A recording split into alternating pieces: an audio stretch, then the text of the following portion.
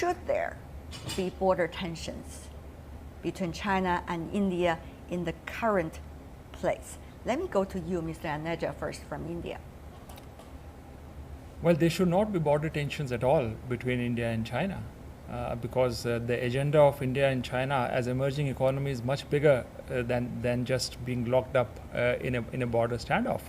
So it should not take place at all, the border tensions.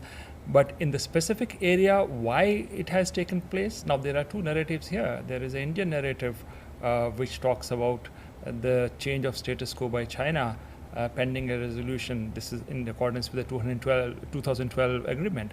Whereas we do have a Chinese narrative which is completely to the opposite. So we have competing narratives right now on why it took place. But the point really now is that it's time that this disengagement takes place over here, and it takes place on terms which are honorable to both countries. Right. Should there be a tension between China and India? Are the two countries the parties that really should be involved in this so-called border tension? I think Indian border troops crossing of China-Indian border in Sikkim sector is going to damage everything, damage whatever, all the efforts we have made over the 20 or 30 years. Since 1988, when Prime Minister Rajiv Gandhi visited Beijing, Indian-China relations have been improving. But suddenly, Indian border troops crossed the border and entered in China territory, and until now they are still there. I think that is a very serious incident. I think it is going to damage everything. So I think the better solution for India to withdraw its troops. After that, we can talk about what we are going to talk. Okay, let me go to you, Mr. Aneja from India. Why do you think, of course you're a journalist, you are not a military official. Sure. Neither is Senior Colonel Zhao, even though he has a title, he is more a researcher in the military. Yeah. So let me ask both of you as researchers, why do you think, Mr. Aneja, India did so? Well, as I said, that there was a certain understanding between the special representatives of India and China in 2012 that pending a final resolution on specific areas in the Sikkim section, and that specific area is really the Tri-Junction area. Now, the Tri-Junction area also needs to be resolved, that is the alignment of the Tri-Junction by all the three countries, which would mean China, India and Bhutan. But we were not there right now. But pending that, neither side should change the status quo. Now, the Indian narrative is that the status quo was changed by China when it started building the road in the Tri-Junction area. And second point is that this area was a disputed territory between China and Bhutan, with which India has a defense treaty arrangement. And since the demarche of the Bhutanese, which took place in around 20th of June, it does talk about its protest about this. So there is this trilateralism to this entire situation. Got you. Let me go to some of the points that you raised with the Senior Colonel Zhao. First of all, the three parties that Mr. Aneja mentioned. It should be resolved with three parties, and that was the status quo. Just a couple of points I'm going to respond to what he mentioned. First, he talked about the 2012 special representatives of the discussion. My understanding, that is, China and tries to renew the convention, Great Britain and China on the relating to Sikkim and Tibet, the convention, China to review it, because it was a convention between Great Britain and China. And since India got independent, and so many decades, China tried to reach an agreement between China and India, and for the border, that is a delimited border, and China don't think that is a disputed border. That is the first point. And the second point about the tri-junction he mentioned. I think the tri-junction, according to based on the convention, the Right. tri-junction is the Mount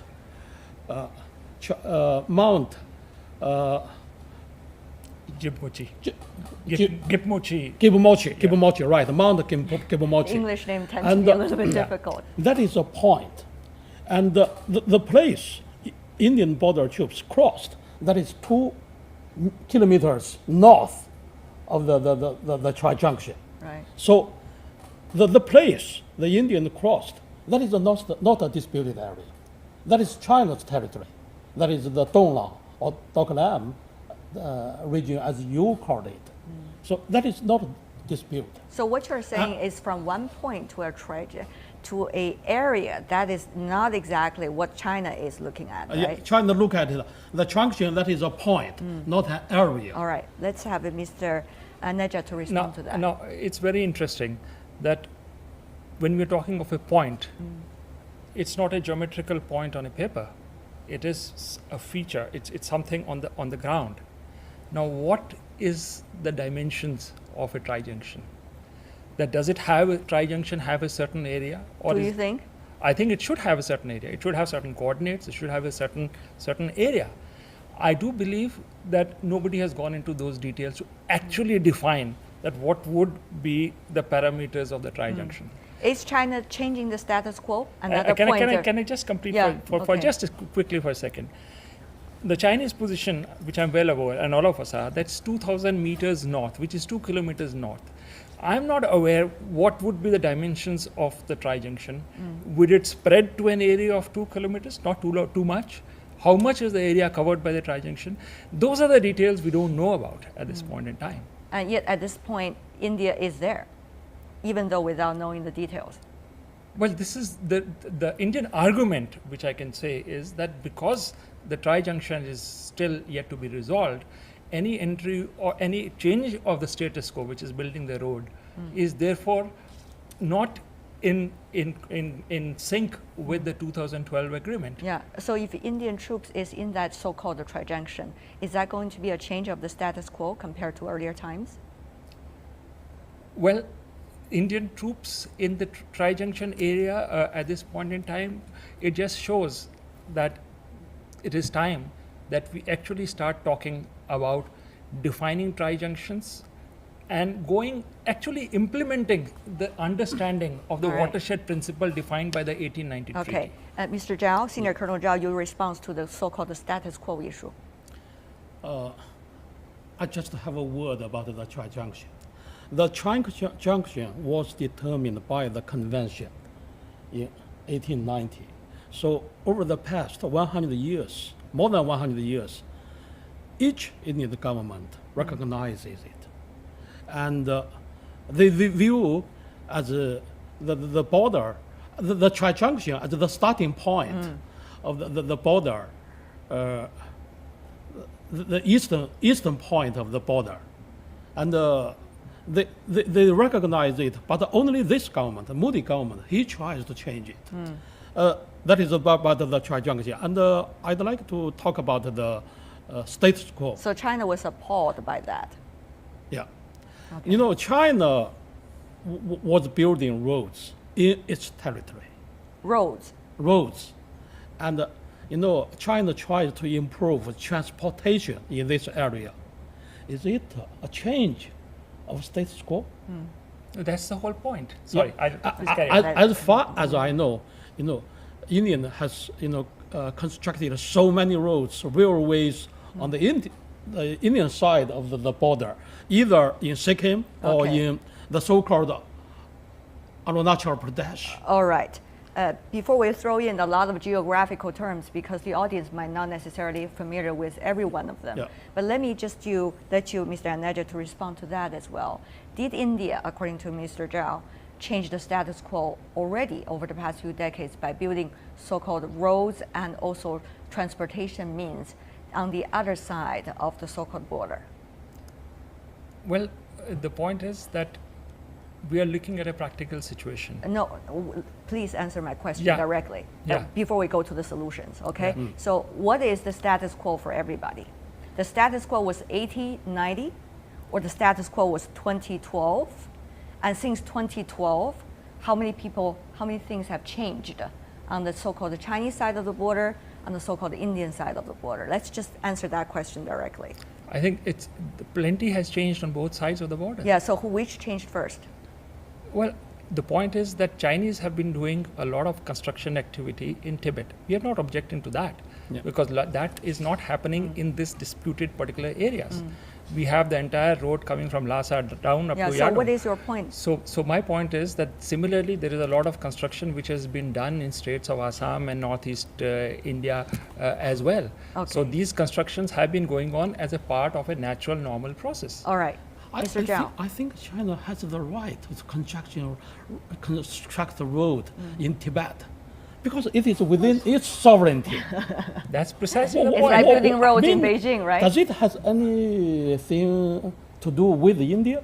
Similarly, India is constructing in areas where it exercises its sovereignty. Yeah. So And where is the problem? no, then? The problem is really when it comes Okay. to the specific areas of the boundary alignment. All right, respond please. I think the fact is very clear.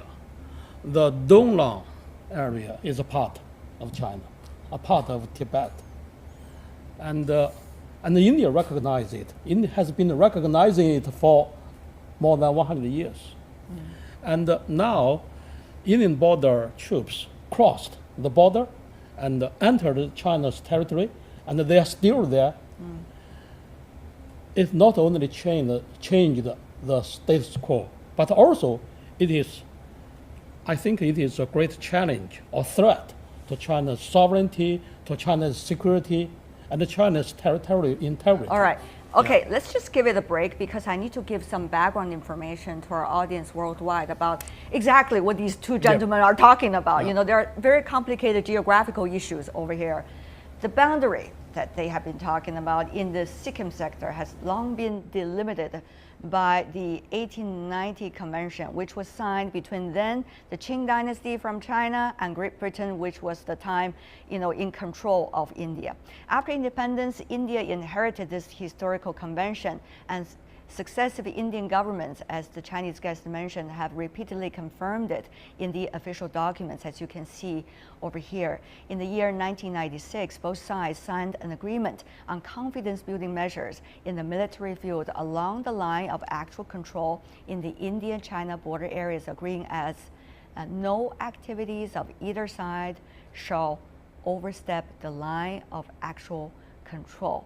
End of quote. That's just some background to our audience worldwide about what you exactly talk about. Now, there's another issue needs to be mentioned here. That is, what exactly is the relationship between India and Bhutan, and also between China and Bhutan about that specific area that is in controversy right now? Let's go with Senior Colonel Zhao this time first. Yeah. China doesn't have diplomatic relations with Bhutan, but China have connections with Bhutan, and over the past years, 24 rounds of bilateral talks on the border issues or various issues has been going on, Including this area? Including this area, and Bhutan has never said that is a part of Bhutan. I mean the Donglang area. Because it's under discussion. He admits that is a part of China. All right. So Donglang area has never been a disputed area between China and Bhutan. So this is the issue between China and Bhutan, or between China and India, or actually between China and nobody? Between China and nobody. Okay, all right. No, Let's go I to just Mr. have to- Aneja. Yes, I have to respond to this. Yeah. The Doklam issue is a dispute between the Bhutanese and the Chinese side. It is an area of dispute. The discussions Why do which you say so? Because it has been part of their rounds of discussions, as he rightly said. It starts in 1984. But right? he also said And there there's were- no conflict between the two countries. The about ambassador, that. the Bhutanese ambassador in New Delhi, has said publicly that this area, Doklam area, is a disputed area between China and Bhutan. So, and that And is why is also India there? that is also a part of the démarche which takes place from the Bhutanese side to the Chinese side. And to why this is letter. India there? Now, India has there's two things, that India has inherited a treaty which was 1949 treaty, where the defense of Bhutan was a responsibility of India. Okay, but right? there's a treaty, you And said. 1949 treaty Yeah. was replaced by another treaty in 2007. Which again has a security clause. Okay, that's and one so thing. Therefore, if there is any problem which the Bhutanese have in terms of their security, India is an automatic party which gets funnels into it because of the treaty obligations. That's the most important thing according to you. Okay, Mr. Senior Colonel Zhao, would you like to respond to that? There was a treaty and India was supposed to be there. You know, first, you know, there is no dispute between China and Bhutan on the donor area. The border shared by China and Bhutan has not been finalized, but the two sides have a general consensus on the the border issue, and it is not including the donor area. Okay, that is and the how first about- point. all right. And the second point, even if there is some problem between China and Bhutan, that is something between China and Bhutan. These issues should be resolved bilaterally. It has nothing to do with India. You know, because Bhutan is an independent, sovereign country. How can the third party get involved? Okay, but Mr. Aneja was talking about the 1949 treaty and then the 2007 treaty. Help us understand better about how you see these treaties. And maybe some treaties between India and Bhutan. That is something between India and Bhutan.